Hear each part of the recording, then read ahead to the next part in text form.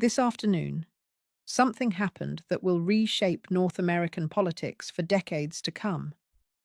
A single phone call between two leaders, followed by a press conference that lasted less than 10 minutes, has fundamentally altered the relationship between two nations that have been allies for over a century.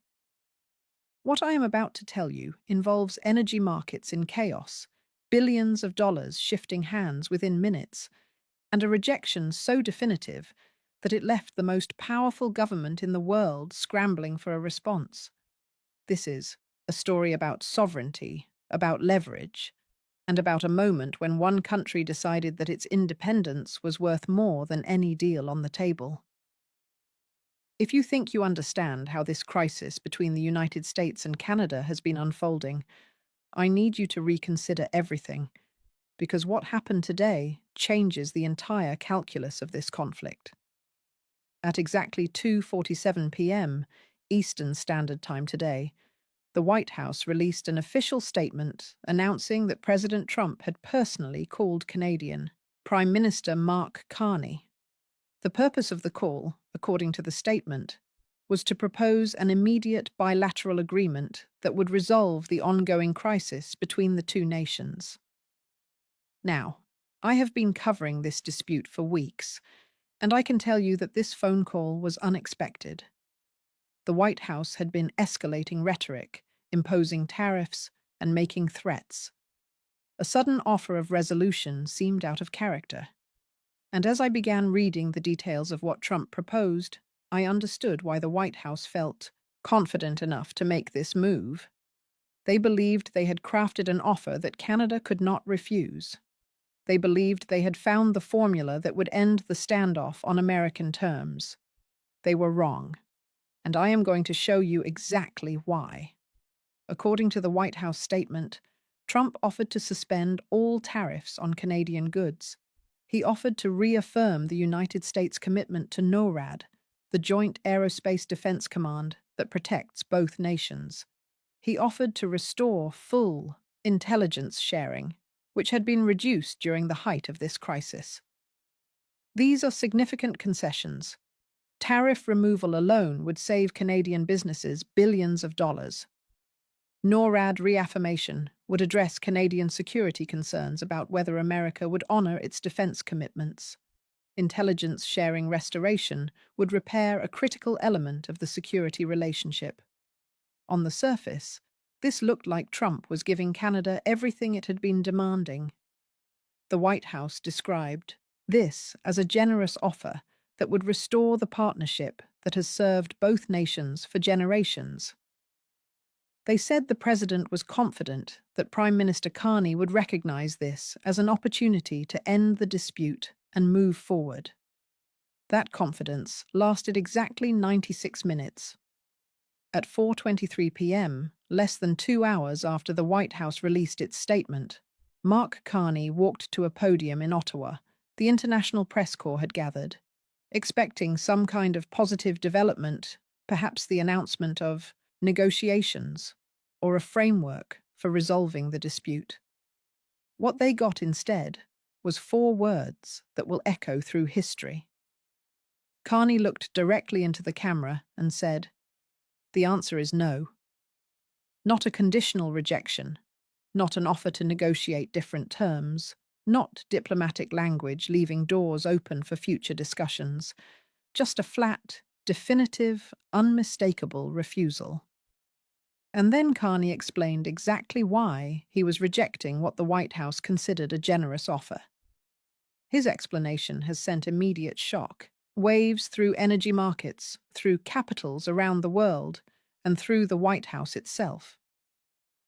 Canada said no to the United States of America, and in doing so, Canada has shifted the balance of power in North American relations in ways that cannot be undone. I need to walk you through what actually happened, what was really being offered, and why this rejection matters far more than any single trade dispute. Let me take you inside that phone call because the details reveal something crucial about how Washington fundamentally misunderstood Canada's position in this crisis.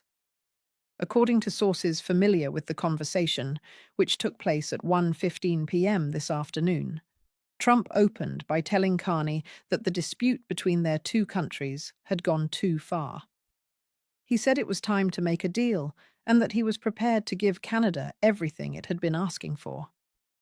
Tariff removal, NORAD continuation, intelligence sharing, restoration, and even a public statement respecting Canadian sovereignty. For anyone who has been following this conflict, those sound like major concessions from an administration that has been hostile to Canadian interests for months. But Trump was not offering these things for free. He wanted something in return. And what he wanted reveals the true nature of American intentions in this crisis. Trump wanted what he called energy security guarantees. Specifically, he wanted Canada to sign a binding 10-year agreement that would lock in energy exports to the United States at current levels. The agreement would require Canada to export a minimum of 3.8 million barrels of crude oil per day to the United States. It would require 2.7 billion cubic feet of natural gas per day. It would require 1,400 megawatts of electricity per hour. These numbers match current export levels. So on the surface, Trump was not asking Canada to increase anything. He was simply asking Canada to guarantee that current exports would continue for a decade. But here is where the proposal became something very different from a simple trade agreement. Trump also wanted price caps. Canadian energy exports to the United States would be priced at market rates, but could never exceed a 15% premium over prices charged to other customers. And if Canada failed to meet these requirements, if exports fell below the guaranteed minimums, or if prices exceeded the caps, Canada would face financial penalties of $500 million per month. Think about what this actually means. Trump was asking Canada to surrender control over its own natural resources for the next 10 years. Trump reportedly told Carney that this was a win-win arrangement. Canada gets tariff relief and security guarantees. The United States gets energy security. Both sides move forward together. He framed it as a personal favor, telling Carney that he should accept immediately before political opposition in America made it impossible to offer such generous terms. According to sources who were briefed on the call, Carney listened to the entire proposal without interrupting. This is significant because it suggests that Carney was not reacting emotionally or dismissively. He was absorbing every detail, understanding exactly what was being asked. When Trump finished outlining his proposal, Carney responded with measured professionalism. He said that he needed to consult with his cabinet and with Parliament before responding to any formal proposal. He told the president that he would have an answer within 3 hours. The call ended, and what happened next would determine the future of this relationship. Carney immediately convened an emergency cabinet meeting in Ottawa.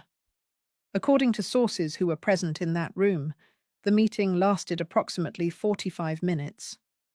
Carney presented the details of Trump's offer exactly as they had been conveyed to him. He did not editorialize or characterize the proposal in negative terms. He simply laid out the facts and asked his ministers for their input. Several cabinet members argued that accepting the deal would be the pragmatic choice. It would end the crisis immediately, restore trade between the two nations, and allow Canada to focus on other priorities.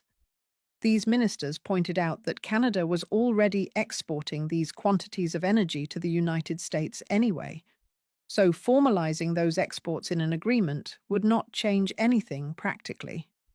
But Carney saw it differently, and what he said in that cabinet meeting explains everything about his subsequent public rejection. He told his ministers that this offer was a trap. He said that signing away Canada's resource sovereignty would leave Canada with no leverage for the next decade. He warned that once such an agreement was in place, Trump or any future American president could impose any policy they wanted on Canada, and Canada would be unable to respond by adjusting energy exports because they would be contractually locked in. Carney said he did not enter politics to make Canada subordinate to anyone, and he walked out of that meeting prepared to deliver a rejection that would reshape continental politics. At precisely 4:23 p.m. Eastern Time, Mark Carney stepped up to the podium in Ottawa. The room was packed with journalists from around the world, and there was genuine uncertainty about what he would say. Some analysts had predicted that Canada would negotiate, perhaps counter with modified terms. Others thought Carney might accept the deal while framing it as a victory for Canadian interests. Nobody expected what came next. Carney opened by confirming the basic facts. He acknowledged that President Trump had called him this afternoon to propose an agreement that would resolve the current dispute between their countries. He confirmed that the president offered to remove tariffs, reaffirm NORAD, and restore intelligence sharing. He confirmed that in exchange, Trump asked Canada to sign a 10-year agreement guaranteeing energy exports to the United States at specified levels and capped prices. Then Carney said the words that will define this crisis and possibly his entire career. He said he had considered the president's proposal carefully, and the ROE answer is no. The press room went completely silent. Journalists who had been typing on their laptops stopped mid-sentence. Camera operators who had been adjusting their equipment froze. Everyone understood that something significant had just happened. Carney continued speaking, and what he said next was clearly designed to be heard not just by Americans, but by every nation watching this crisis unfold. He said he wanted to explain why Canada was declining this offer, because the reasons go to the heart of what kind of country Canada is and what kind of relationships Canada will accept. His first point was fundamental. Canada's natural resources belong to Canadians. He emphasized that Canadians decide how those resources are used, who they are sold to, and at what price. Those decisions are made based on Canadian interests, not based on agreements that lock Canada into serving another country's interests. This was a direct rejection of the premise underlying Trump's offer. The American proposal assumed that Canadian energy existed primarily to serve American needs. Carney was saying that this assumption was wrong and that Canada would not accept any agreement built on that foundation. His second point was about leverage and future flexibility. He explained that the proposed agreement would eliminate Canada's ability to respond to future American actions. If the United States imposed tariffs again, or threatened Canadian sovereignty again, or violated agreements again, Canada would be unable to adjust energy policy in response because it would be contractually prohibited from doing so. Carney called this dependence rather than partnership, and he made clear that Canada would not accept dependence under any circumstances. His third point addressed the fundamental structure of the proposed relationship. Carney said that Trump's offer treated Canada as a resource supplier to the United States, rather than as a sovereign partner with its own interests and relationships. He pointed out that Canada exports energy to many countries, not just the United States. Those export decisions are made by Canadian companies and the Canadian government based on market conditions and strategic priorities. He declared that Canada would not subordinate those decisions to American demands regardless of what concessions were offered in return. This framing was crucial because it positioned the rejection not as a negotiating tactic, but as a statement of principle. Carney was not saying no in order to extract better terms. He was saying no because the entire premise of the offer was unacceptable. Then Carney said something that immediately moved financial markets around the world. He announced that Canada is open to selling energy to the United States and open to long-term commercial relationships. But those relationships will be negotiated on equal terms between sovereign nations, not dictated by one side. He laid out a clear path forward. If the United States wants reliable access to Canadian energy, it needs to treat Canada as a partner, respect Canadian sovereignty, honour agreements, and recognise that Canada has alternatives. And then came the statement that functioned as a warning shot across the bow of American energy policy. Carney announced that as of today, Canada has received purchase proposals for its oil and natural gas from 11 countries on 4 continents. He said Canada is evaluating all of them and that the United States is welcome to compete for Canadian energy on the same terms as everyone else. That last phrase carried enormous weight. The United States is welcome to compete. For generations, America has assumed privileged access to Canadian resources. Carney was announcing that those days are finished. The United States will now have to compete with China, Japan, South Korea, India, Germany, and other nations for Canadian energy. There will be no special relationship, no guaranteed access, no assumption that Canadian resources flow south by default. Carney closed by speaking directly to the American people. He said, Canada values the relationship and wants partnership, trade, and cooperation, but partnership requires mutual respect, and Trump's offer did not reflect that respect. Canada declined it. Canada remains open to discussions based on equality and sovereignty. But Canada will not trade its independence for temporary relief from policies that should never have been imposed in the first place. The press conference lasted less than 10 minutes. Its effects will last for decades. Within 15 minutes of Carney finishing his statement, United States energy markets began moving in ways that signaled genuine panic among traders and analysts. I have covered market reactions to political events for years, and I can tell you that what happened this afternoon was not normal volatility. This was markets repricing fundamental assumptions about North American energy supply. West Texas Intermediate crude oil futures jumped $8.40 per barrel, representing a 7.2% increase in a matter of minutes. Traders were immediately pricing in the risk that Canadian oil supply to the United States could be reduced or redirected to other buyers. This is not speculation or political commentary. This is money moving based on hard calculations about supply security. Natural gas futures for delivery to the Midwest spiked by 14.3% as traders processed the implications of Carney's statement about 11 countries submitting purchase proposals. If Canada signs supply agreements with Asian buyers, the natural gas that currently heats homes and powers factories across the American Midwest will be shipped across the Pacific instead. And the markets are now treating that possibility as realistic rather than theoretical. The equity markets reflected this same reality. Shares of American refineries that depend on Canadian crude oil collapsed in afternoon trading.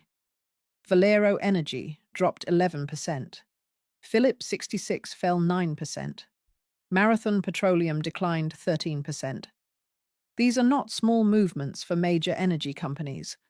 These drops represent billions of dollars in market capitalization evaporating because investors now believe that reliable access to Canadian oil can no longer be assumed. I want to emphasize what this means for ordinary Americans. These market movements will translate into higher gasoline prices, higher heating costs, and higher prices for every product that requires energy to manufacture or transport. The economic consequences of today's rejection will be felt in every household that fills up a car or pays a utility bill. The markets are not reacting to political theatre. They are reacting to a fundamental shift in the strategic landscape of North American energy. Some analysts are questioning whether Canada can actually follow through on threats to redirect energy exports. The existing pipeline and transmission infrastructure is designed to move oil, gas, and electricity south to American markets. Can Canada realistically change the direction of those flows? According to energy experts I have consulted, the answer is yes, but it requires time and investment. Canada's request for partnership funding includes substantial allocations for building new export terminals on Canada's Pacific and Atlantic coasts, constructing pipelines to those terminals, and developing the shipping capacity to move energy to overseas buyers. If this funding is approved and these projects are fast-tracked, Canada could have the infrastructure to export significant quantities of energy to markets other than the United States within 18 to 24 months. Once that infrastructure exists, American leverage over Canadian energy decisions disappears permanently. This is not theoretical. This is engineering and economics. Pipelines can be built, terminals can be constructed, ships can be chartered. Canada has the resources and the expertise to diversify its export infrastructure, and today's events provide powerful motivation to do exactly that. Meanwhile, the White House appears to have been completely unprepared for this outcome. According to sources familiar with internal discussions, the White House genuinely believed that Carney would accept Trump's offer. They thought they had crafted a deal that addressed Canadian concerns while securing American interests. When Carney rejected it, and particularly when he rejected it so publicly and so definitively, the White House had no prepared response. More than an hour passed before any official reaction emerged, and when Trump did respond, his statement contradicted basic factual realities about American energy dependence. He posted that America does not need Canadian energy and has plenty of its own, but 60% of U.S. oil imports come from Canada because American refineries are specifically configured to process Canadian heavy crude, not the light crude produced domestically. Converting those refineries would cost billions of dollars and take years to complete. The gap between White House rhetoric and energy reality has never been wider than it is today. I have been analyzing the potential trajectories of this crisis, and I need to share with you 3 scenarios that represent the most likely paths forward from this point. Each of these scenarios has significant implications for both countries, and understanding them will help you interpret the developments that unfold over the coming weeks and months. The first scenario involves competitive bidding for Canadian energy resources. Over the next 60 days, multiple countries could submit formal offers to purchase Canadian oil and natural gas on long-term contracts. Canada would then run a competitive bidding process, evaluating offers based on price, terms, and strategic considerations. The United States would be invited to participate in this process, but would receive no preferential treatment. If the United States refuses to match the prices or terms offered by Asian buyers, Canada will sign major supply agreements with countries like China, Japan, and South Korea. Those agreements could commit 30% or more of current US-bound exports to Asian markets instead. American energy prices would increase significantly. Midwest refineries would face serious supply constraints, and the Trump administration would be forced to either match competitive international terms or accept dramatically reduced Canadian supply. The second scenario involves an infrastructure race between the two countries. Canada could use approved funding to accelerate construction of Pacific and Atlantic export terminals, creating physical infrastructure that enables energy exports to non-American markets. The United States might attempt to block or delay these projects through diplomatic pressure on countries supplying equipment or financing. Canada could respond to such interference by further restricting US-bound energy and prioritizing existing infrastructure for non-American buyers. Within 2 years under this scenario, Canada would have diversified export infrastructure that permanently reduces American leverage. American dependence on Canadian energy would be dramatically lower, but American energy costs would be permanently higher because alternative supplies from other sources are more expensive and less reliable. The economic damage to American consumers and industries would be substantial and long-lasting. The third scenario represents crisis escalation. and it is the most dangerous possibility. American energy shortages caused by Canadian export reductions could trigger a domestic political crisis in the United States. Gasoline prices in key Midwest states could spike by 40% or more, creating intense pressure on elected officials. In response to this pressure, extreme measures could be considered. An energy emergency could be declared, and there could be threats to seize Canadian energy assets located in the United States, or to block Canadian exports and transit through American territory. If such escalation occurred, Canada could respond by cutting off all energy exports to the United States immediately and completely. The consequences would be catastrophic. American refineries would shut down. Rolling blackouts would hit the Northeast.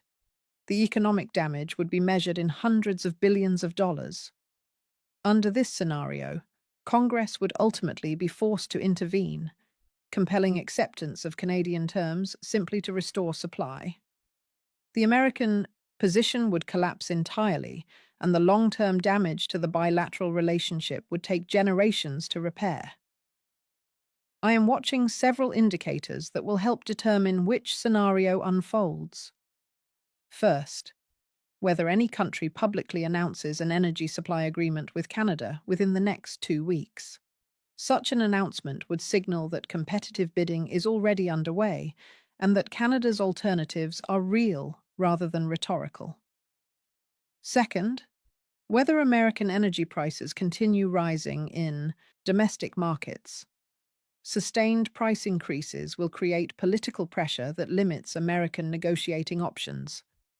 Third, whether Trump makes any statement that walks back his energy demands or suggests flexibility on terms, any softening of the American position would indicate recognition that the current approach has failed.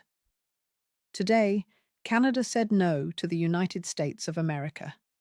That simple fact represents the headline that will dominate coverage of this crisis. But the deeper meaning is more significant. Canada said no because accepting would have meant accepting subordinate status. Prime Minister Carney chose sovereignty over short-term relief, independence over convenience, and principle over pragmatism. That choice means the old relationship where America assumed and Canada complied is finished. Whatever comes next will be built on different foundations, and both countries will have to navigate a future that neither fully anticipated when this crisis began.